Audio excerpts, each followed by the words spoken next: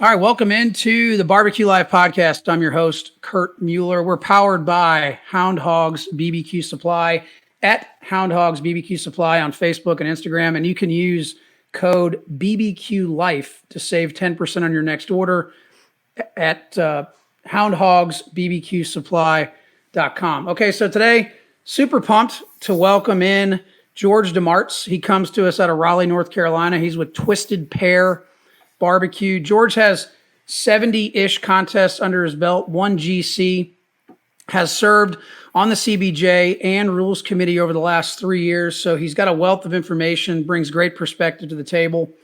George, thanks for joining us on the show. Thank you, Kurt. Appreciate the invite.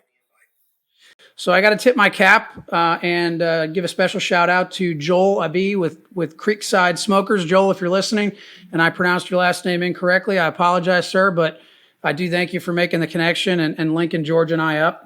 So George, let's chat about Journey as we always do when we kick off the show. You've been competing for about 8 years now. Tell us about this journey. How did this all start into this crazy world of competition barbecue? But probably the way a lot of ours started. I think I started cooking in the backyard, a bunch of chicken, pigs, different stuff like that. And my friends are like, man, you got some of the best barbecue around. You should go try that competitively. So put a couple guys together, entered some backyard contests in and around little small towns doing whole hog contests or small chicken and rib contests. Had a very humbling beginning. It's as we all do, the barbecue that you serve out there on the circuit every day or in these contests is not what your friends like. When you're giving it to your buddies and you're giving them free food and free beer and free stuff, and they're there having a great time. Of course, it's going to be great, right? So, I think I learned a lot over the several years, and then started dialing our craft in. And it's been a great journey. I've had a couple of different partners. The guy that I started out with was a guy by the name of Dexter Cupton, wonderful guy, former Army, as am I. So the whole Twisted Pear was, it's who we are, it's what we do, it's how we get. So he and I were both a little bit twisted off our rockers. We were both, former military guys. And, we might have liked to drink a little bit of bourbon when we barbecued. So that's kind of what we did. So that's how we got started. You're exactly right. It oftentimes does start with nothing more than a conversation over a couple of drinks in the backyard.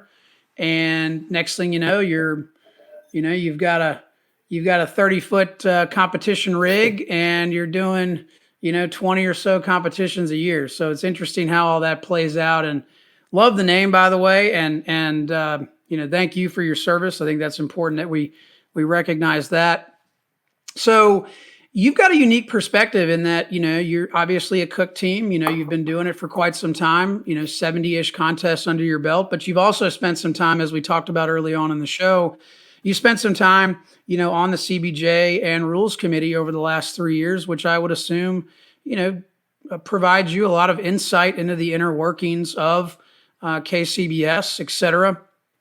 So how has that experience been? How did you get involved in that? What was the catalyst, so to speak, that drove you towards getting involved with the CBJ and Rules Committee?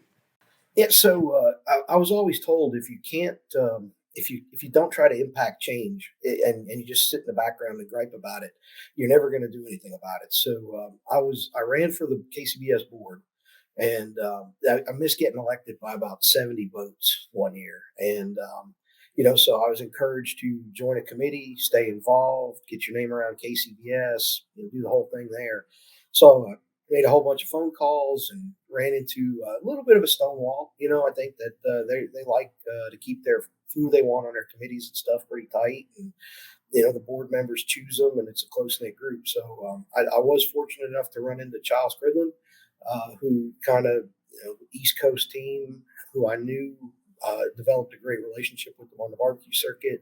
And he had a very open mindset, and he kind of took some of us in from different perspectives. So we weren't just judges, or we weren't just, folks that have been involved with KCBS for a long time. It was a new perspective, a different view.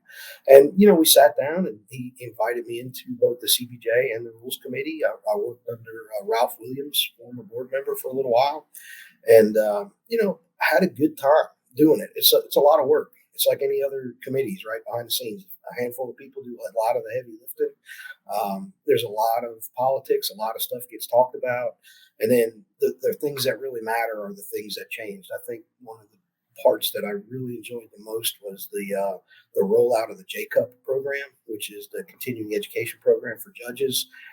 Try and develop a consistent standard for how they view barbecue compared to the new scoring system as the scoring program changed. And that was really a lot of fun to do that. And, that ties right in with the seating program. That's there. It was tabled. KCBS spent a lot of money to do a survey. Surveyed, I want to say about 900 respondents on their side. And the data got tabled after, I think we saw a glimpse of it, but didn't really get a whole picture of it. So, they have the data. Whether they choose to use it or not, we'll find out. So, chatting about the judge seating program, which is a hot topic right now within KCBS. It was, for all intents and purposes, and it's my understanding that it was, in general, a successful program when it was in existence, and for whatever reason, for reasons that I'm not, I'm not privy to, that program was done away with, and now we have what we've had for quite some time, which is the poker chip draw, which is quite literally, poker chips inside of a Crown Royal bag in most cases. And that's how the judges are seated. So, we've had a lot of different folks on the show that provide different perspectives, from master judges to cook teams to contest reps. Even invited a few, had Childs himself on the show to chat about this. So I think that was neat to get his perspective on it. But let's look at the other side of it, right? Because part of my role as the host is to really share a story, but share different perspectives, right? So if we play devil's advocate for a moment and look at the other side of this, what are some of those objections? What are some of those challenges from the opponents, of this program that you've heard or seen? So a lot of stuff that we've heard is that the program's too hard to run, or that it's not really statistical because there are no averages in judging, because you sit down and what you have is historical data, not necessarily statistical data. And I think that, we see that quite often, and we hear that quite often. The folks at KCBS, a lot of the representatives out there, there's no secret to it. I mean, if you look around on contest day, Kurt, guys like you and I, we're young guys. I'm in my 50s and I'm a youngster out there, floating around. And, I think that there's a technology challenge or a barrier to the utilization of the technology. I take an Excel spreadsheet for granted. I use them every day for work. So, having all the judges come in, have them sit down, get them all entered into the program, and then hit generate and run a macro inside of the program, that's second nature to me. Maybe not so much to some of the other folks, but, I think if it were a little bit easier, perhaps if there were an application of some type that was a little bit easier to run, if you knew who checked in, it'd be a little easier. And then there's always the folks that believe that it doesn't matter what folks said. It's one box, one team, one score. And I think the challenge with that philosophy is that I believe a lot of judges don't necessarily understand how their individual score impacts a team when there's 6 judges at a table and the low score gets dropped. And if you have 3 historically low scoring judges, you end up with that table of death. Or if you have 3 historically high scoring judges, adversely, you end up with that table of angels, and which can just as well swing the contest if 25 of the 30, the 40 calls that day come off of that table. So I think that all we want as teams is fairness. I don't think we're here to bash judges at all. That's not the intent. It never was. But people, when they feel pressure, they obviously feel as, you're just yelling at the judges. No, we're not yelling at the judges. We want the system to work with us. And, KCBS is a group of judges at the end of the day. Without the judge membership, and it's really a symbiotic relationship between the judges, the cooks, the organizers, the sponsors, and we all need each other, and we all have to be happy. The judges spend a lot of money to get to the contest. They got a lot of travel involved as well. There are hotel fees for them to stay. It's no different than a cook team and the money that we spend. I think that at the end of the day, we all enjoy this sport, and we want to see it advance. I just put a random survey together myself and pushed it out on Facebook. I think I shared some of the results with you and Joel recently. We had 181 respondents. Not a large deal, large number of respondents, but over a 2-week sampling window, 141 out of the 181 folks were in favor of it. 99 cook teams responded that were pure cook teams. They're all in favor of it. One cook team did not want the chip program, the seeding program. He liked the chip draw. Judges are about a 55% for, 45% against the seeding program split. There's a lot of judges that understand the value in it. They know, I judge as well. So I happen to have about 12, 13 contests that I've judged or table captained.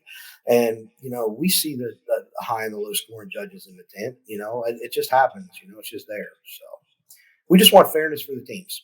That's exactly right. And you you did touch on a few of those objections and challenges that we've already talked about in several episodes, namely the technology barrier, which does exist. And I think it's important we acknowledge that. To your point, if you're using Excel all day, every day, it is second nature. And if you're not, or if you're, older and not proficient with technology as some of the younger folks, then yeah, it can be overwhelming. It might be a little, stressful and create some anxiety. But I think it's to me, as I look at this, and I've got, 12 pro KCBS comps under our belt. So I've also had the experience with other sanctioning bodies, GBA, MBN, SCBA in South Carolina. So I've even done a few unsanctioned. So I've seen the different styles, the different formats. And, I don't know if there's necessarily a right or wrong way to do it. I think that they're just different ways. I don't think there's a right or wrong way, but I will say that overwhelmingly the team feedback that I've heard is really what you just echoed. And that is, hey, we want to create fairness. We want to create a level playing field. And ultimately, the whole reason for this series, the whole reason that you and I are talking is, at least in my mind, is to better barbecue, period. Yeah. That's, and not just, I'm not just saying competition barbecue. Obviously we're talking specifically about competition barbecue, but I think it's, if we can create an environment that attracts more teams to the backyard, or even, I'm a big proponent of the kids queue. I think I want to see a world where every single KCBS contest, backyard or pro, has a kids queue.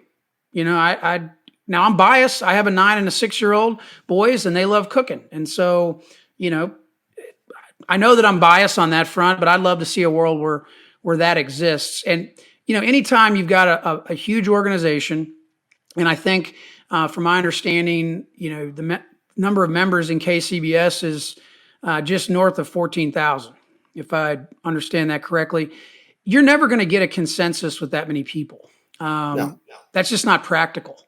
However, if the pendulum is tipped one way or the other, simply because of sheer numbers, then I think that needs to be evaluated too. Because to your point, we all need each other. The cook teams need the judges need the reps need the cook teams. I mean, the organizers need the cook teams for People's Choice. I mean, we all need each other. And I think what I have seen, the danger in this is when we start picking sides and pointing fingers, because as you know, it ultimately it usually does not lend itself to being very constructive. Yeah, I think you're right. And I think the biggest challenge is, right, as you look at the climate that we're in now, the economy is, it's expensive to compete out there.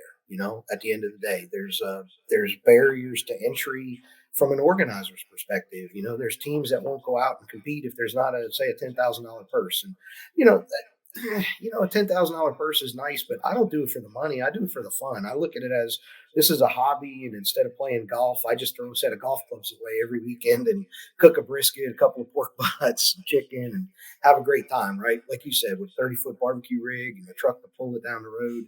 It's it's a fun sport for me, and I want to see it continue. I don't like the trend that we're on where contests are going away.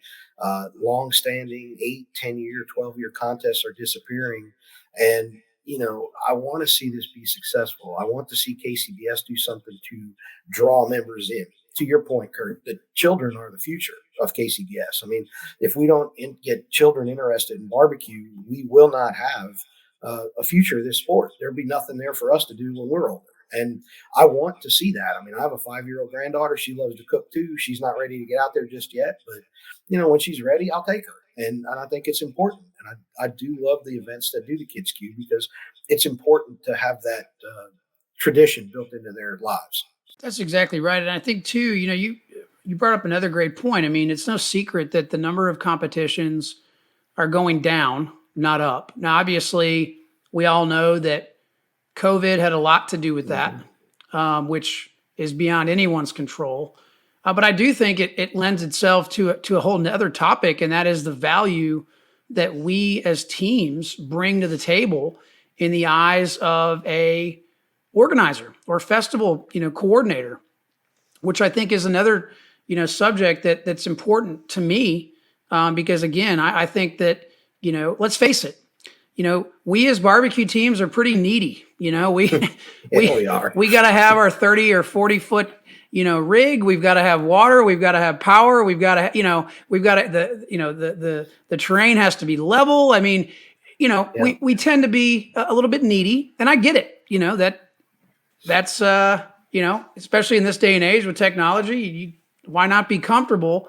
I guess when I look at it from an organizer's perspective, though, I'm looking at, okay, well, I've got to pay for water and power and find space and, logistics. And, at some point, I think we as teams really need to say, okay, well, what can we do to bring more value to the table so that we can remain relevant? Because I don't know about you, George, but I'm not a big fan of just going to a competition. I've done them. No. They're okay. It's just, honestly, it's kind of boring to me. I mean, I like interacting with the public. But I'm curious, just in your opinion, I mean, obviously, People's Choice is kind of the go-to for a lot of organizers. I'm just, in your mind though, what other areas do you think we as teams can bring more value to these organizers to stay relevant? So I think I tie it all in, and I like that. I'm like you. I don't like a standard contest. I'll do them because they're there and you go compete, right? But I like them when there's a festival tied to them, and that's kind of the way I pick my contest. I'm doing 5 a year nowadays. I was doing 12, 15, 16, and just trying to get around. But it's for me. I'm going to festivals. So I just did the Smoke in the Pines in Southern Pines, tied to a festival event, right? My next one is in Ayden, North Carolina, tied to Kings of Q, tied into the two big guys in barbecue, Sam Jones and Bum Dennis, down there in Ayden, North Carolina. Then I'm going to go to Wise, Virginia with Greg Cross. Great event. He does a great job. It's his 10-year anniversary this year. Then we're going to go to Rutherford College up in Joel Abee's hometown up there in Hickory. And then we're going to go to Pusacue down in Alabama. So big festivals. I think, what do we bring outside of the People's Choice? I think that, there should be a VIP barbecue experience. Come let somebody hang out in my trailer. I don't mind. I've had 20 judges cook with me for their masters, about 20, 15 to 20. I love that. I love folks being around. I mean, a lot of teams get really focused on competition side, and that's their right to do that. I don't mind that, but I'm more of I want to have fun. Barbecue should be a fun thing. It shouldn't be all stressed out and everybody's panicked. And we should be able to do our routines and our competition and turn in product and have it be pretty well what am I trying to say? Received in the judges' tent. But we should be able to share that experience with the public. I mean, if we can't share the experience with the public, what does the public want? They want barbecue. They come to a barbecue contest and I can't eat barbecue. What in the world? The town, I think the organizers need to be educated on how to do the temporary food permits so that we can do the right thing for them, run a People's Choice. It's not that hard to do a People's Choice. I mean, we did it down in Smoking in the Pines, throw a couple of extra butts on up front, take them out, put them in a turkey roaster, cook them through a little bit, get them finished, serve People's Choice. There's nothing wrong with that. And we should do more of that. and it's good for the community, and it helps. It helps if we can teach the organizers how to help host a successful contest and tie it to a charity or tie it to some event that makes sense to where the charity stands on its own, and the contest stands on its own. I'm affiliated with Jimbo's contest in Stem, North Carolina. Actually coordinate the judges there, Kurt, and we work with Wreaths Across America, where we lay wreaths. Their charity lays wreaths at our fallen soldiers' gravesites every holiday season. So, we work with the charity, have something for the people to come there, do a mandatory people's choice for the backyard teams, and it's a lot of fun, and it does work out. But we have to bring to the community that we're serving in, or it's just a barbecue contest in a parking lot. Right. Which isn't necessarily a bad thing, nope. But we can always make it a lot better. And I really like what you said about having that VIP experience. I don't know about you, but when I am answering questions and just sharing my knowledge with other people that are, I guess, for lack of a better term, the lay people, so to speak, the kind of the weekend grillers that have questions. To me, it makes me better. It makes it refreshes me. It sharpens my saw. It reminds me of things. And I don't know. It's just me, I suppose. But I like building those relationships with folks. And people. I think at the end of the day, people are going to remember more so how you made them feel than anything else. Yep. And I think if we can create that welcoming environment. But I love that idea about the VIP experience. In fact, I'd even go take it a step further and say that, I may just reach out to a few of these larger festivals we're going to be doing and just offer that up and say, hey, you guys sell tickets, you keep the money. I'm happy to chat with them. But I think that's a great way to again, just provide that extra value, because we all need each other at the end of the day. We all need each other. That's something that we do. Like if we're working with the Greg Cross at Wise or some of the contest organizers, they got these platinum sponsors that are giving them $3,000, $4,000, $5,000. Hey, bring your platinum sponsors over on Friday night. We'll do a little dinner with them. Cook up some chicken wings and some simple stuff that we can do on Friday that doesn't interfere with our contest regime. And have a barbecue talk and just have a bourbon drink with them, kind of converse a little bit, and then stop by in the morning and offer them turn-in stuff. So it's just one of those things that we try to do. I love being involved with the contest organizer sponsors. I just want to help, because they need those folks to help pull off the prize purses that we want and get us that power and water and all that needy stuff that we need, because we are needy as teams. That is absolutely correct. And so let's shift gears back to this judge seating program for just a few minutes. And one of the other things I wanted to chat about is something I've heard recently from a number of our guests as part of this series, and that is this idea of using some sort of a spreadsheet or some sort of a app to, evaluate historical data, et cetera, with the only caveat being that both overall scores and individual, category scores are also taken into account. My understanding is, the previous judge seating program only took into account overall scores.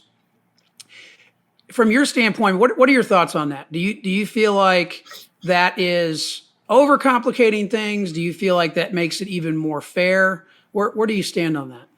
I think that this is the first time I've heard this, so this is interesting. So my gut reaction is that's a very overcomplicating thing to throw into the program. I think in an Excel sheet, I don't know how you could do that. I just go back and I looked at my table data from middle of 2019, 2020, 2021, when the seating program was kind of in use. And you can go out and you can see the table deltas, right? And that's the programs where the points where, from table 1 to table 4, there's a 8-point delta or a 6-point delta in scoring. So that's not that horrible. I think in 2 weeks ago, I saw some table data when there's 18, 20 points. Or I look back at some of my stuff from 2022, and there's 24 points across a table. And I mean, that's a big window. And I'm not a great cook team, but I'm not a slouch either. And, if you go across a 24 point delta, you're sunk.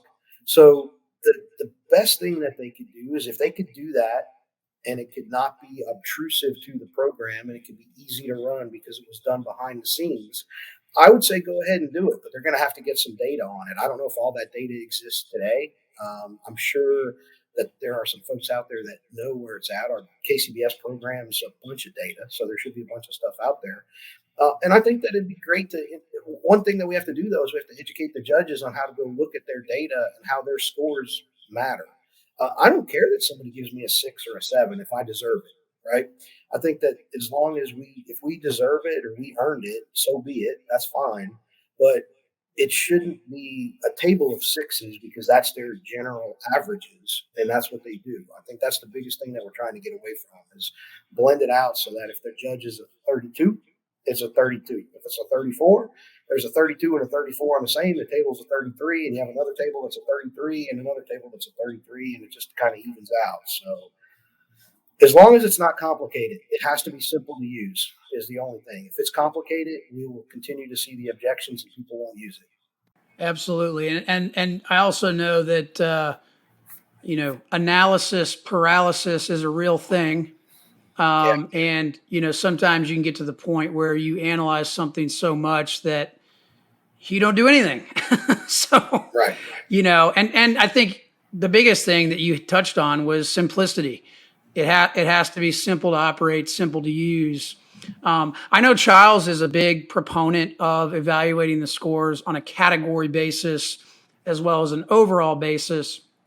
And I understood his perspective when he was on the show. Basically, under the old scoring system that took into account overall situations that could arise would be, you might have a table of death in pork, only, or you might have a table of angels in brisket.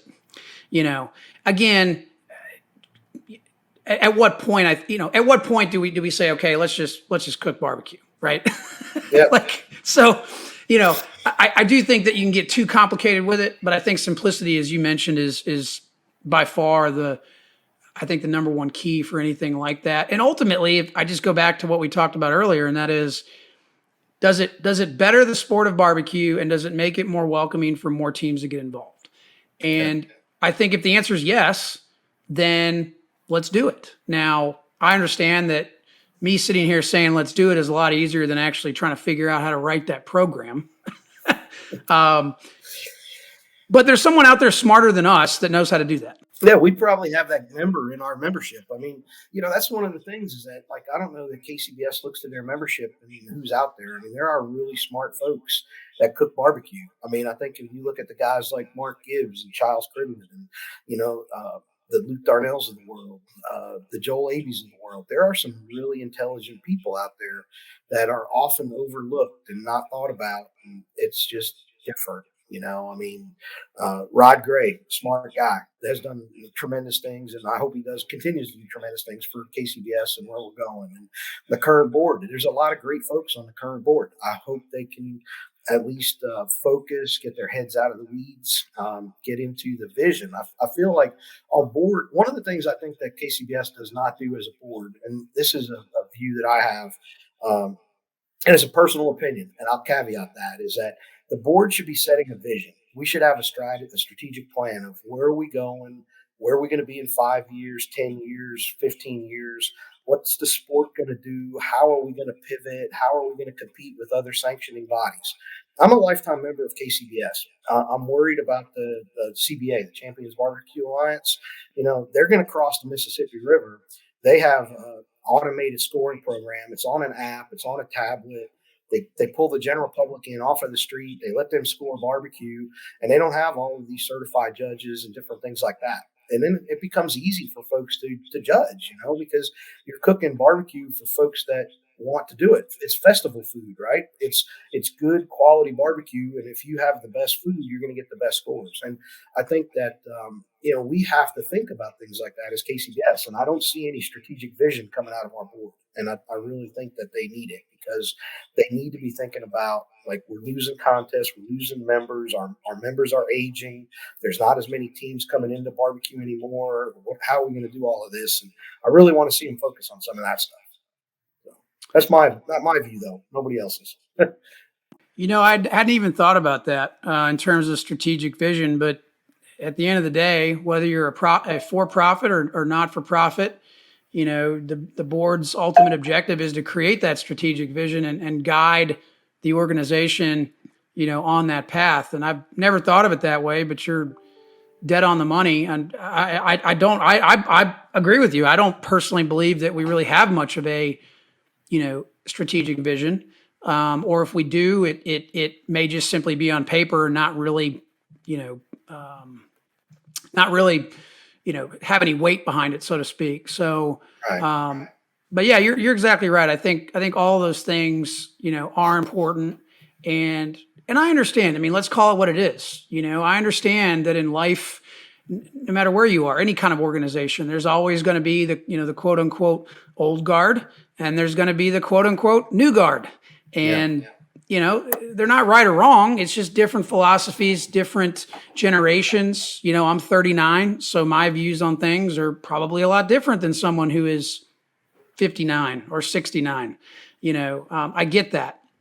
Yeah. But I think we have to, for me anyway, I think we have to continually look through it, look through that lens of, does it better barbecue and does it bring more teams to the sport? I think that's the lens we have to look through, and that's really kind of the filter that we need to be filtering all these decisions through. Again, just my opinion.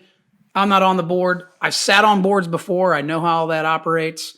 But it's a lot of gray area. There's no black and white here. At the end of the day, it can be very difficult to figure out how to evaluate something that is both subjective and objective. That's correct. I mean, that's correct, right? It's difficult. But again, for our listeners, we're chatting with George DeMartz. He's with Twisted Pear Barbecue, based out of Raleigh, North Carolina. And again, I think George has great perspective. George has 70 plus contests under his belt. He's been on the CBJ and Rules Committee for the last 3 years. George, how can people connect with you? Are you on? Is your team on Facebook, Instagram, so on and so forth? Yes, it is. It's on Facebook at Twisted Pear Barbecue, on Instagram as well. So I'm out there. Feel free, hit me up, message me, and I'll be glad to respond and chat. I love doing it. Great. And for our listeners, we'll have all that info in the show notes as well. So take some time, connect with George. Obviously, you can tell he's a wealth of information. And George, we appreciate your time this morning, and thanks so much for coming on the show. You're welcome. Thank you, Kurt. I enjoyed it.